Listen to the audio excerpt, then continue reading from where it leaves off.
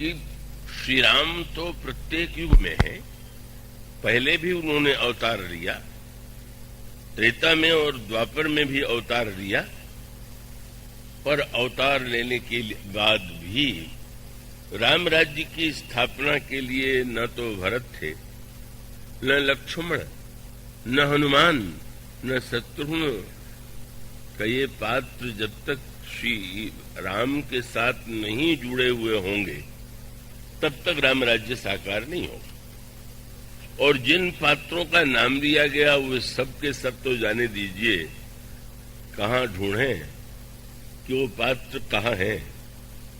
कौन है वह पात्र कि जिसके आधार पर राम राज्य साकार हो सकता है। और उसका अनेक संकेत सूत्र है। मैं संक्षेप में और सरल से सरल रूप में आपके सामने रखने की चेष्टा की जाएगी। आप कृपा करके उसको पूरी एकाग्रता से सुनेंगे। सूत्र यह है, और यही आपको अयोध्या कांड में मिलता है। जब आप यह पढ़ते हैं कि महाराज श्री दशरथ ने यह संकल्प लिया कि कल अयोध्या के राज सिंहासन पर मैं युवराज के रूप में राम को अभिषिक्त करूंगा, और उसका अभिप्राय है कि उनके हृदय में राम राज्य की स्थापना का संकल्प उदित हुआ, जागृत हुआ। अयोध्या में चारों ओर समाचार फैल गया, और वो प्रतिक्षण अयोध्या वासियों के लिए ऐसी व्याकुलता का क्षण था कि जब वो सोचते थे कि कल कितनी जल्दी आवे, और वो घड़ी कैसी होगी जब श्री राम और सीता कनक सिंहासन सीय समेता बैठे ही राम होई चित चेता। और वह उनका संकल्प महाराज दशरथ जैसा महान पुण्यमय जो पूर्व जन्म में मनु थे, वे मनु जो मनुष्य जाति के आदि पुरुष हैं, और वह मनु जो महान कठिन तपस्या के बाद दशरथ के रूप में जन्म लेते हैं, जिनके घर में स्वयं ईश्वर ने बालक के रूप में जन्म लिया, वे महाराज श्री दशरथ भी उस संकल्प को साकार नहीं कर पाए।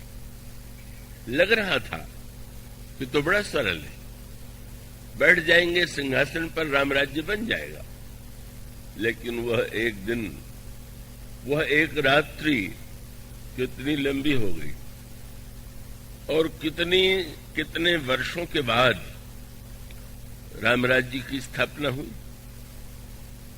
और वह वर्ष 14 थे, और यूं कह सकते हैं उसके 3 सूत्र हैं कि महाराज श्री दशरथ की धारणा यह थी कि राम राज्य की स्थापना कल होगी।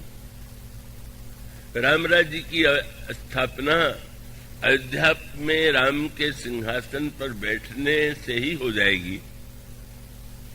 और उनके हृदय में यह भी सात्विक संकल्प था कि मैं राम राज्य की स्थापना करूंगा, लेकिन वो तीनों नहीं हो पाया।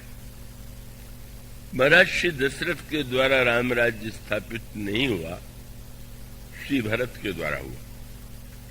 महाराज दशरथ ये समझते थे कि राम राज्य का साकार रूप अयोध्या में सबसे पहले साकार होगा, पर राम राज्य की स्थापना चित्रकूट में पहले हुई।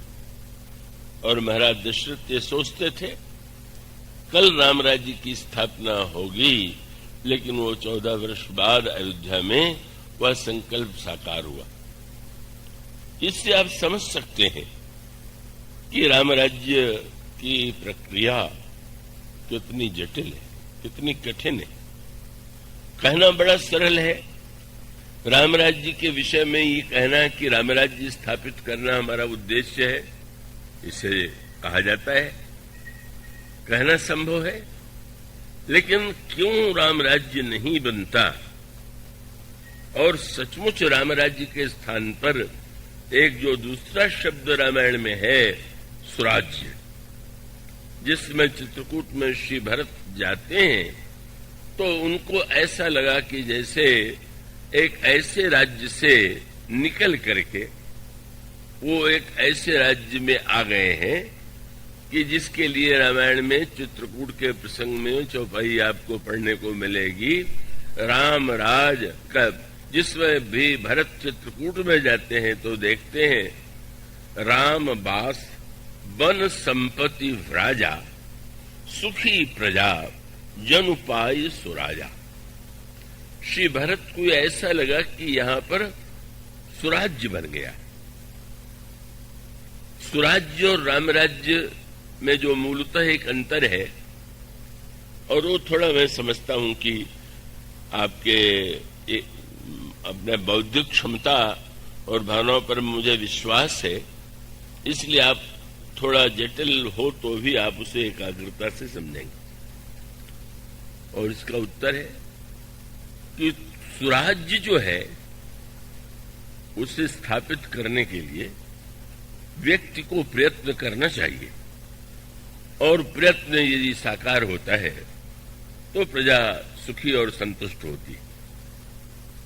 पर रामराज्य की स्थापना के लिए कोई प्रयत्न करने की आवश्यकता नहीं। बड़ी उल्टी सी बात मैं कह रहा हूं, पर उसका अर्थ है कि रामराज्य तो वस्तुतः है, रामराज्य बनाना थोड़ी है। पर राम के सिंहासन पर हम बैठ गए हैं, इसलिए रामराज्य नहीं।